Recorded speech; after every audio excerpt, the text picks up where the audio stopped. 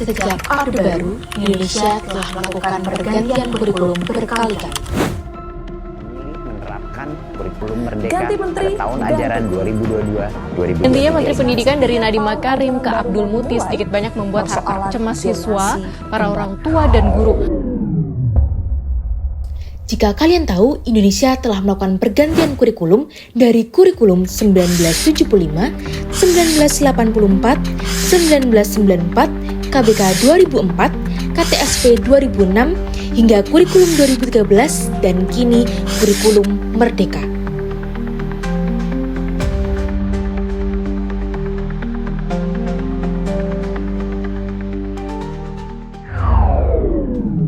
Setiap pergantian lahir dari harapan, di mana pemerintah menginginkan pendidikan Indonesia untuk terus mengikuti perkembangan zaman, memberikan fleksibilitas kepada guru dan sekolah, meningkatkan mutu pembelajaran, dan membawa Indonesia menuju generasi emas. Saat ini, kurikulum yang dianut Indonesia merupakan kurikulum Merdeka. Kurikulum ini diharapkan dapat mengikuti perubahan zaman, di mana kurikulum ini tidak lagi terpacu pada nilai, siswa belajar melalui proyek B5, guru bebas memilih materi sesuai dengan kebutuhan murid. Perubahan kurikulum yang terjadi sudah tampak nyata, di mana di kota-kota besar telah dikenalkan teknologi. Dimulai dari siswa belajar coding sejak dini, kemudian siswa diperkenalkan dengan teknologi, dan juga guru mulai berbagi praktik melalui media platform belajar mengajar. Kurikulum baru ini membawa proyek yang memberikan ruang kepada siswa untuk melakukan kreativitas dan empati siswa. Banyak sekolah kota besar melalui proyek ini mereka dapat mengeksplorasi seperti membuat taman, membuat pameran, hingga kampanye sosial. Bagi sebagian, kurikulum ini terasa merdeka, di mana mereka merdeka dalam mengeksplorasi, merdeka berpikir kritis, dan merdeka dari tekanan angka semata.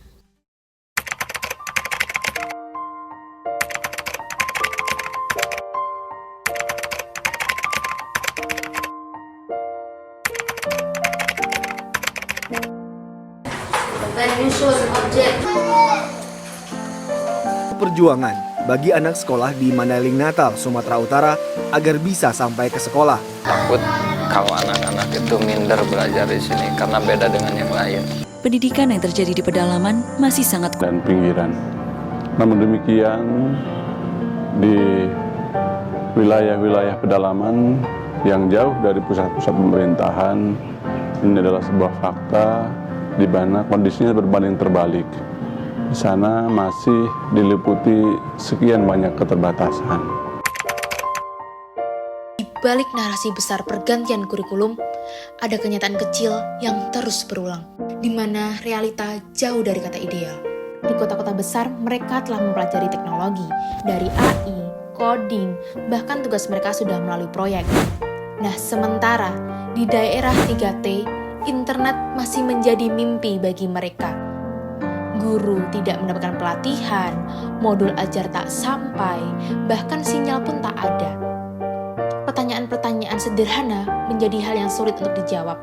B5 itu apa? Modul belajarnya bagaimana? Cara mengajarnya bagaimana? Guru belum lama memahami sistem lama, tapi sudah datang sistem baru. Dengan berjalan kaki. Jika dengan kendaraan bermotor, maka waktu tempuhnya hanya sekitar 15 simulasi menit. ujian asesmen ini, meski harus menumpang di sekolah lain.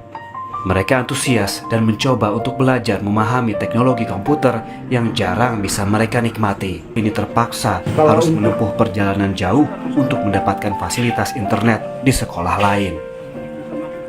Selain itu, fasilitas komputer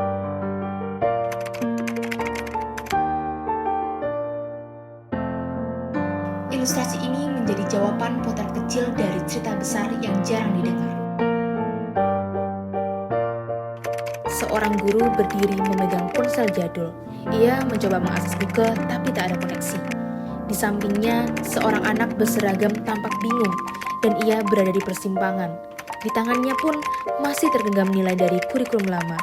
Sementara dari luar layar, seseorang telah menyodorkan kurikulum baru. Di bawah kaki mereka terbentang peta, tapi bukan peta yang memberi petunjuk. Peta itu terlihat penuh tanda arah, tapi tanpa kejelasan tujuan. Peta itu bukan panduan, melainkan simbol kebingungan tentang kemana harus melangkah, dengan apa harus melangkah, dan bagaimana cara melangkah.